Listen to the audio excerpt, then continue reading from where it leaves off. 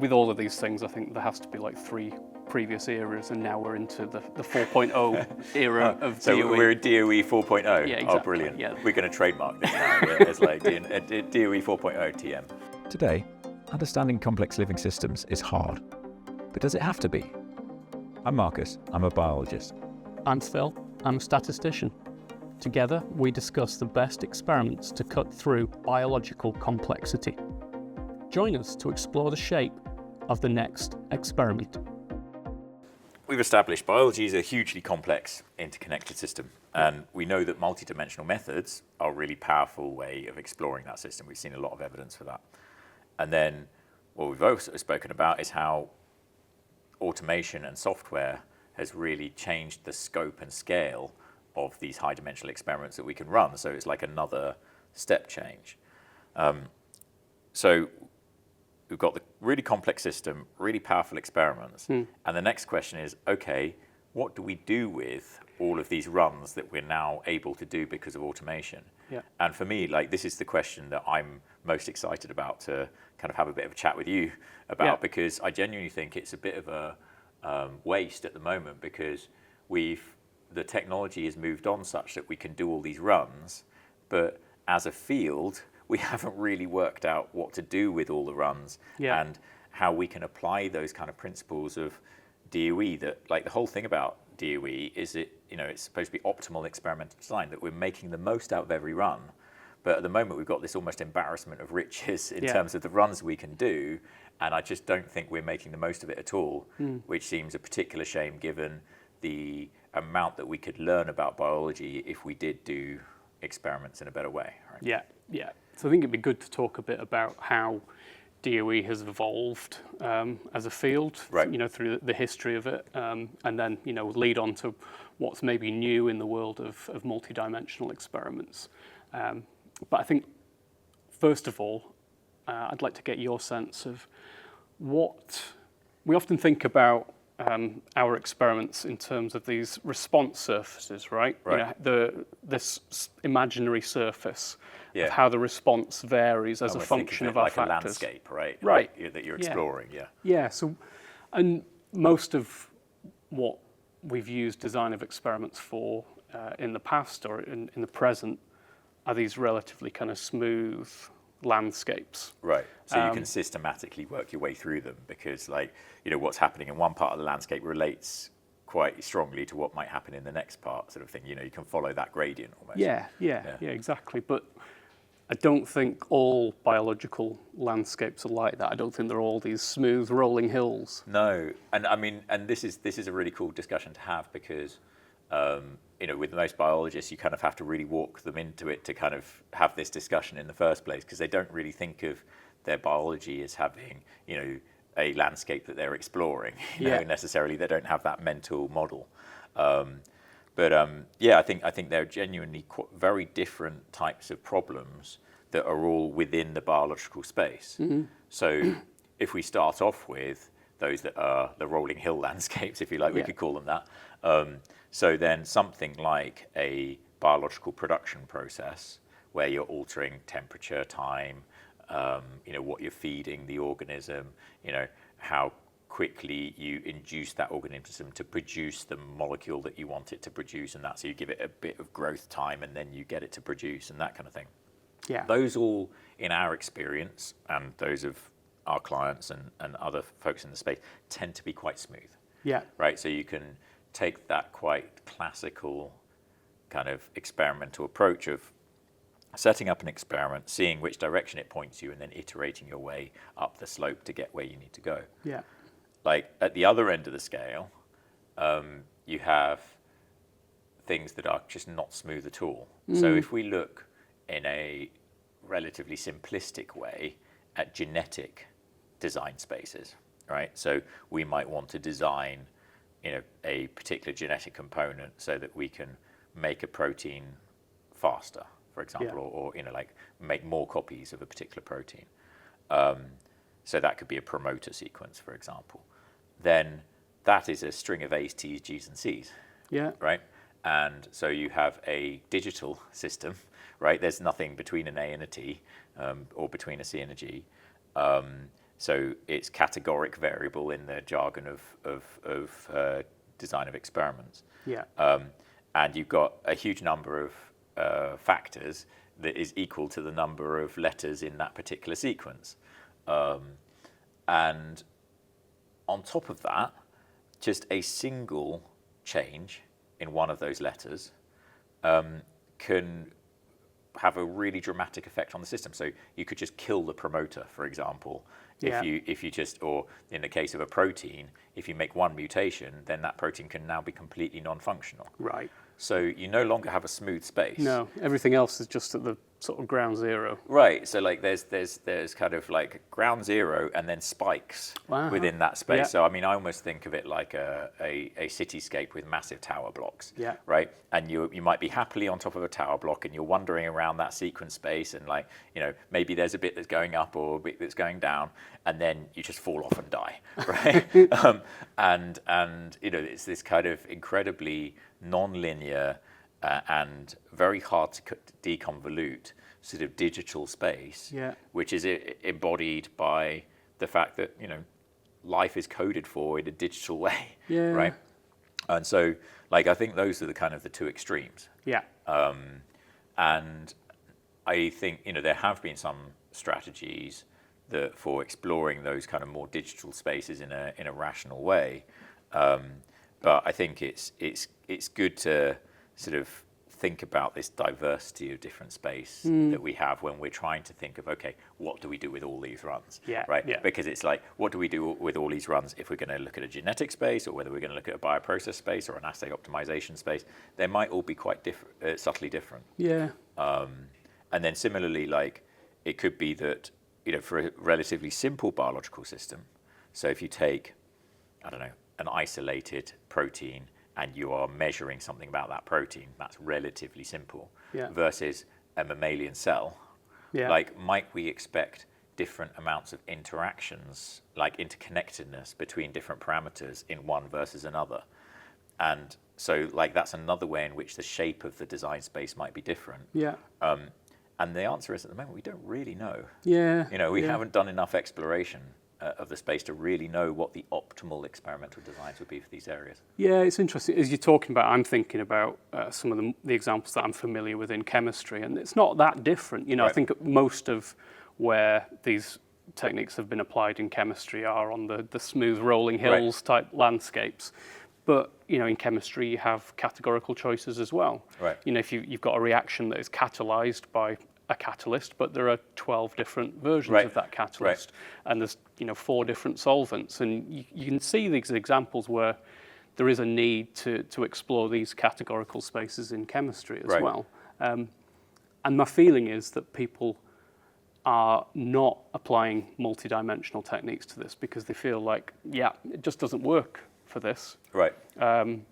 In fact, I've read a review paper not long ago that was supposedly a comprehensive review of design of experiments, multidimensional experiments in chemistry, and it pretty much stated you can't use design of experiments on categorical factors, which you know, I think that tells us something. It's not true, by the way. You know, there are challenges, but that's not true. But the fact that somebody, you know, and several reviewers thought that was the case, I think tells us something that, you know, there are challenges not just in biology, in chemistry as well, that we need to address. And it's those of kind of knowledge, and there's some bits where, you know, it's quite well known, I think, among DOE circles that you can deal with categoric variables. But then, you know, I mean, I'd be interested to know whether there's many folks in DOE that would confidently say, for a given biological system of the kind of complexity we're talking about, and you get 1,500 runs, and then tell us, okay, what sort of design should we be using here? I'm not so certain that people would be able to tell us that with confidence, right? No, I don't think we've got good answers to that at the moment, really. But I think that's exciting. Yeah, exactly. I mean, that's what's most exciting for me, actually, is just there's this clear need. You know, there's a huge amount of power there. There's the capability of running these large experiments. There are these complex biological systems that we need to understand. There must be a way of doing it, right? It just involves a slightly different way of approaching it. I think so. I mean, well, I guess the encouraging thing is we know that we could already do something really good with 64 runs. Right? So, like, it's going the right way. It's not like we're now having to strip that down to 13, and so we're like, oh, can we do it? It's like we've now got 1,500, so like it's more just about, okay, what's the most we can do with this? And so it's only a good message here, right? There's no downside as far as I can see. I think like you say, it would be good for us to think about, okay, how has DOE progressed? And this is just because obviously it started in a particular way, and then it's developed over time. And I guess what we're arguing for now is that maybe it's time for, more research and more development to the next level still. We can see we now have these possibilities that have opened up. And so, it would be really interesting to know what the next stage is. But, maybe you could take us through a bit about the history of where it's come from, and like going from like the simplest versions of multidimensional experimentation through to like the more sophisticated ones that there are today. And then maybe that will help us then to think about what the future might hold. So first of all, what do you know about the history of corn yields?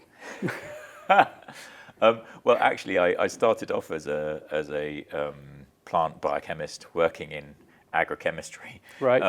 But specifically corn yields, I know that there was the Green Revolution where they reduced the height of corn so that it didn't get blown over so much in the wind. That's about it. So I found some data, I think it was from Cornell University in the States, of yields of corn in bushels per acre from about 1870 up to about 2010, something like that. Right? And basically the yields from about 1870 to 1930 it's pretty much a flat line. It's about 25 bushels per acre. And then suddenly after that there's an inflection point, and it's just been on this steep rise ever since. That's really up cool. to the point where in 2010 it was more like 150. So, six times. Wow. 25 to 150. That's really cool. And actually, that's a cool statistic. I was just about to tease you for finding the most interesting things to go look for, but actually that's genuinely interesting. And especially when you think about the implications of it. Like if you could get 6-fold more food from a given area, like that's actually really important. My PhD supervisor told of a time when they were predicting that there'd be mass famine. Right, because you have global population going up all the time, and only a certain amount of land, and so then of course the only possible conclusion is famine, except it wasn't. Because science came along and enabled us to produce a hell of a lot more food. But I never realised that it started going up in the 1930s. It seems that's about where the inflection point is, and so obviously lots of things have impacted that. Mechanization and improved crop breeding, fertilizers, herbicides, pesticides, all of these different things. But I think underpinning all of that is, if you want to understand which of these new innovations actually works and how to make it work best, you need to do experiments, right? You need to do field trials. And so this was the world that Ronald Fisher was working in at Rothamsted Agricultural Research Station, just a few miles north of here, near Luton Airport. And there's a need to get the most from your experiments in that world, because you generally only get one chance per year. So you can't have a failure really. You need to make sure that you're getting useful insight from each experiment that you do. Absolutely. And so in 1926 he wrote this landmark paper. The arrangement of field trials, it was called. And that seems to be the first place where somebody had actually written about the problem with one factor at a time, and the idea that we should do, multidimensional experiments, factorial experiments. In fact, he said, no aphorism is more frequently repeated than that we must ask nature one question at a time. And he says the writer is wholly convinced that is completely mistaken. I love that, the writer. It's very, he's a very self-aggrandizing character. And so that's, I think that's kind of the first era of design of experiments, really, is in agricultural research, and what you would call factorial experiments and fractional factorial experiments and these kind of things. So these are where you're basically looking at like a grid of different experimental runs, where, if you're imagining 3 factors, then it would basically be a cube with a run on each corner of the cube, and then fractional factorial, where you're systematically taking away some of those runs. Yeah, taking half of the corners away, for example. But doing it in a systematic way, so you can still answer the fundamental questions that you're asking. Yeah. And he wrote a book published in 1935 that I think really sort of cemented these ideas. But the impression I get is that it didn't really spread outside of agricultural research until later. So during the Second World War, Fisher worked with a young chemist called George Box, who became a statistician, and after the war went to work for ICI, Imperial Chemical Industries. And he went to work for them in a place called Blakely, north of Manchester, where I've actually worked many times. Yeah. I used to have, the company that I used to work for had another site in Blakely, because the company came out of ICI originally. You know, the history goes back to ICI. Right. Is that the company that you first learned about DOE at? Or? It is, interestingly, but it wasn't known throughout the company. Right. And it was almost, although it was invented at the company, essentially, it had been forgotten many years later. Right. So George Box was working at ICI, and I think the second era of DOE, if you like, was after he published this paper on the attainment of optimal conditions through experiments or something like that. So he wrote this paper about using experiments in the chemical industry to optimize chemical reactions, and came up with something called this response surface methodology, which is particularly useful when you're trying to optimize these rounded hill type landscapes that we've talked about.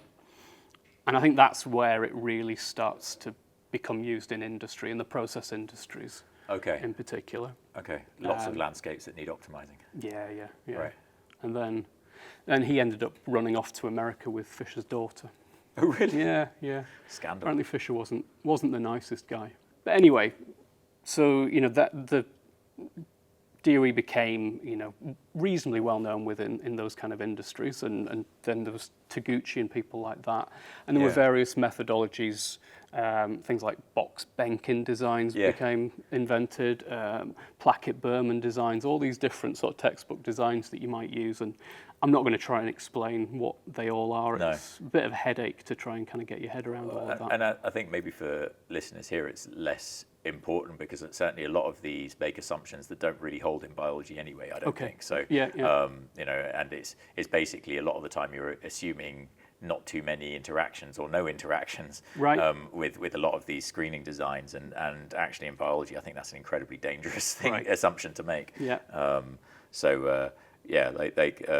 Those ones. I mean, I've never used any of those kind of designs. I've actually used fractional factorials a lot more, which obviously dates all the way back to Fisher. So. Yeah, and there's nothing wrong with them. There's nothing, to say that they don't work. Clearly, they do work. They do work. Yeah, I think you could probably go more sophisticated these days. But I've got a bit of a soft spot for fractional factorials. Yeah. So then the next landmark paper I would suggest was in 1995. So this is by Ruth Mayer and Chris Nasheim, and that was about optimal design. So this coordinate exchange algorithm, again, I won't try and explain what it does. I can refer you to books if you really want to understand. But what it means is that, rather than looking up in a textbook, what design am I going to use? We now use software. We have software packages. And this was also the time when software packages started coming out, like Design Expert and Jump, of course. So the scientist, the engineer can go to their computer and design the optimal experiment for the problem that they're trying to solve.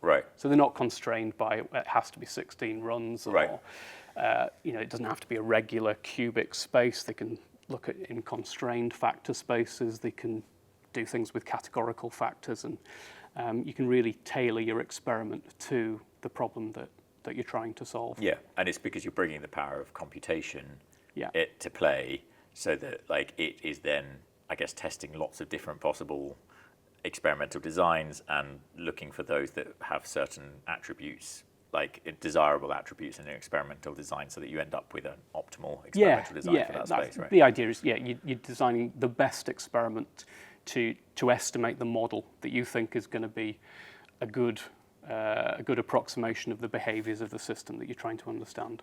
Right. I think that can be actually quite a challenge for biology, given that often we know so little about our spaces. It's kind of, well, what model are we trying to actually build? And like there's this kind of sense of how can we try and explore this a space where we don't even know the nature of the space. Right?